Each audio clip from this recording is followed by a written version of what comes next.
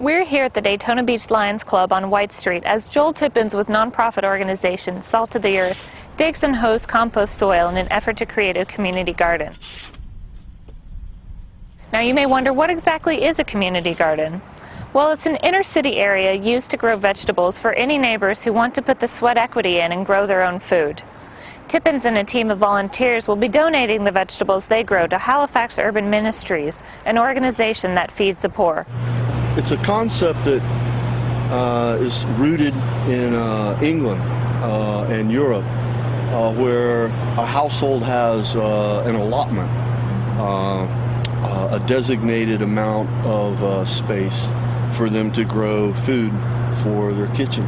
We were looking for a pretty good sized piece of property that we could engage quite a number of households in a community garden, and I kept driving by the Lions Club building, and so when I asked them if we could garden on the property, they were very excited about it. The garden that we first started was over on North Street with Serenity House. Much like this piece of land, we took some of the worst sand in the city and very easily, turned it into good, rich soil for growing veggies. And we had a great harvest out of those growing beds. This project here, our garden project, is part of our Green Sanctuary program, and we wanted to have our RE kids, our religious education for our young people, to get involved in growing their own vegetables. And so Joel Tippins came to a meeting of ours and told us what he did, and we were thrilled. And he said he would come and help us. He had boards from an old dock that he had scavenged, so he brought those along.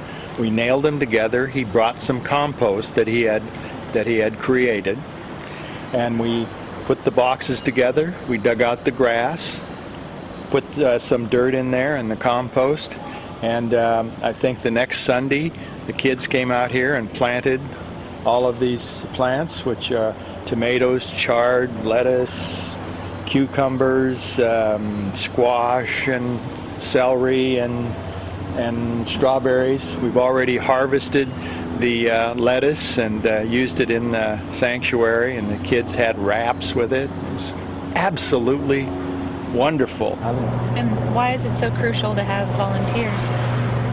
Well, for one, just by definition, community garden. I would be more than happy to just spend my days out here, working in the garden, but we really do want the garden to serve as kind of an outreach to the community and provide, a positive activity, and then especially young people. It just seems like we've kind of reached a point in our society here in America where we have young folks that don't really know the source of their food. They don't really know where it comes from. It comes in a sack or a plastic container. So we're really hopeful that we can engage students, to come and volunteer in the garden, and they can get community service hours working with us too.